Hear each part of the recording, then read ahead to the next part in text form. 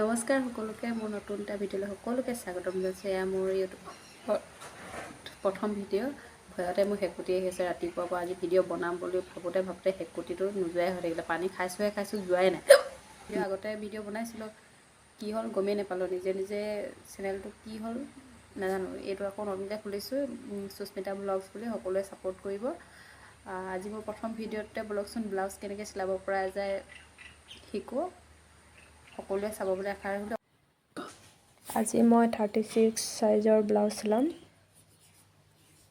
এটা আগতে কাটি থোৱা আছিলে, আজি আকৌ চিলাইনো কেনেকৈ কৰিব পৰা যায় এইটোহে শিকাম। পাছফালৰ পাৰ্টকেইটা প্ৰথমে প্ৰয়োজন নাই, আগফালৰ পাৰ্টকেইটাহে প্ৰথম প্ৰয়োজন। প্ৰথমে আগফালৰকেইটা চিলাই লোৱা হয়।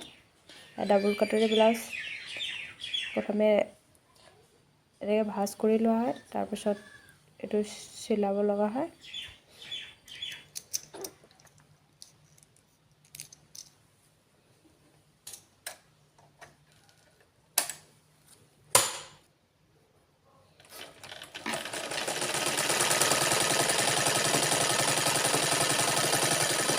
ফ্ৰণ্ট পাৰ্টটো প্ৰথম চিলাই লৈছোঁ। এটা কটৰী হৈ গ'ল, মই এটাই সম্পূৰ্ণকৈ দেখাম একেই কাৰণে বাকী এইটো ছাইডটো নেদেখাওঁ। চিলাই লোৱাৰ পাছত আকৌ মাজত এটা পাটি চিলাই হয়।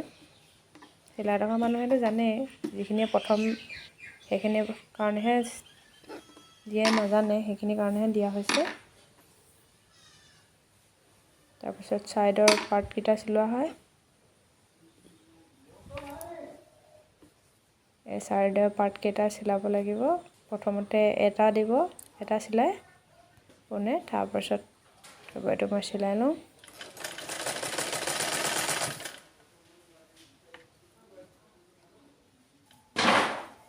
তো ওপৰেদি এটা যদি চিলাই দিয়া হয়, ব্লাউজটো বেছি মজবুত হয় আৰু পিন্ধিবলৈও ভাল। এইটো ওপৰতে মই চিলাই দিলোঁ। তাৰপাছত 3 নম্বৰ পাৰ্টটো চিলাই কৰিব। প্ৰথমে উল্টা কৰি ল'ব, বেক চাইডৰ পৰা চিলাই ল'ব লাগে।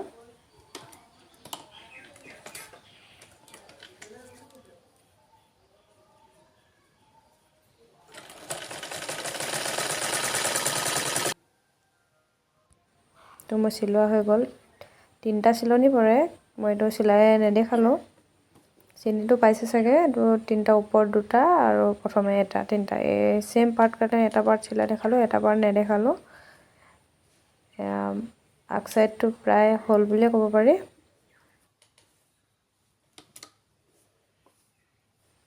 তো এই সোঁ চাইডে থকাটো বাওঁ চাইডে হয় আৰু বাওঁ চাইডেটো সোঁ চাইডে হয়। সদায় চিলাওঁতে এইটো মনত ৰাখিব, নহ'লে একে চাইডে এইটো বেক চাইডটো মই ৰাউণ্ড গলা ৰাখিছোঁ। যিহেতু গৰম দিন, হাত কটা ব্লাউজে চিলাম আৰু এইটো ৰাউণ্ড গলা অকণমান বেছিকৈ কাটিছোঁ। আপোনালোকৰ নিজৰ পচন্দৰ মতে কাটি ল'ব। যিহেতু প্ৰথম কাটোতে ফিটিং হৈ নাথাকে, নেক্সট আকৌ চিন দি কাটি দিছোঁ। এতিয়া ফিটিং দেখিছে, দেখিব ভাল হৈছে, চিলোৱাৰ পাছত ধুনীয়া লাগিব। এইটো চিলাই ল'ব লাগে, তেতিয়া ভাল। যিহেতু মই তলত কাপোৰ নাই দিয়া, গতিকে এনেকৈ এইটো ওপৰটো চিলাই ল'ব লাগে।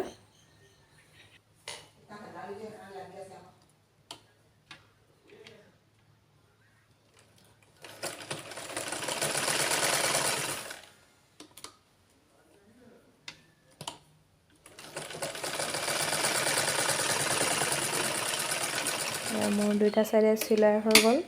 ওপৰৰ যিটো বাউসী আছে সেইটো ধৰিব পাৰিছে চাগে, ওপৰৰ বাউসীটো চিলাই দিছোঁ, 2টা জইনিং কৰি দিছোঁ।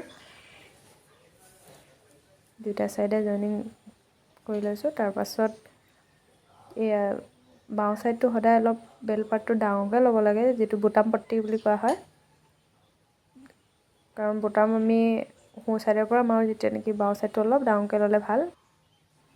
মই বুটাম পট্টি খুৱাব লৈছোঁ, ধৰিব পাৰিছে চাগে। মই সোঁ চাইডে ধৰি থোৱাটো ভিতৰ চাইডৰ পৰা দেখিছোঁ, সেইটো আচলতে বাওঁ চাইডৰ চিলাব লাগিব।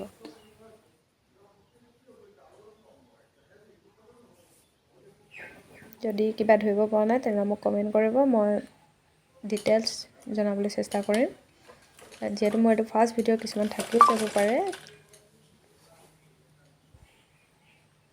ইমান লাগে ভাল লাগিলে লাইক, কমেণ্ট, শ্বেয়াৰ কৰি দিবলৈ নাপাহৰিব।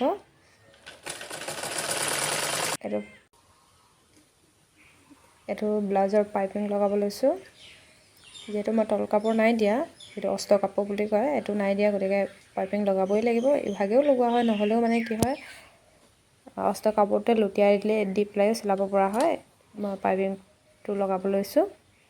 এইটো বেছি নালাগে, 1/2 মান কাটিলেই হৈ গ'ল।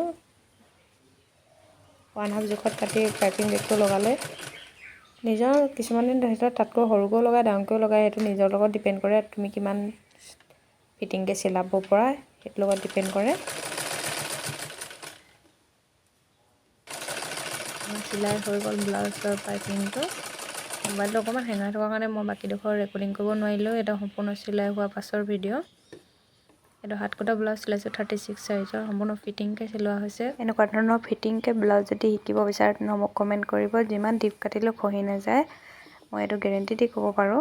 এইটো 36 ব্লাউজৰ বলকচোন মই পিন্ধি দেখাওঁ। এয়া চাব পাৰে, যথেষ্ট ডিপ কটা হৈছে, কিন্তু খহি কেতিয়াও নাযায়। ফিটিং হৈ থকা ব্লাউজ যদি শিকিব বিচাৰে তেনেহ'লে মোক কমেণ্টত জনাব, মই আকৌ ভিডিঅ'টো দিবলৈ চেষ্টা কৰিম সম্পূৰ্ণকৈ। এতিয়ালৈকে বাই বাই।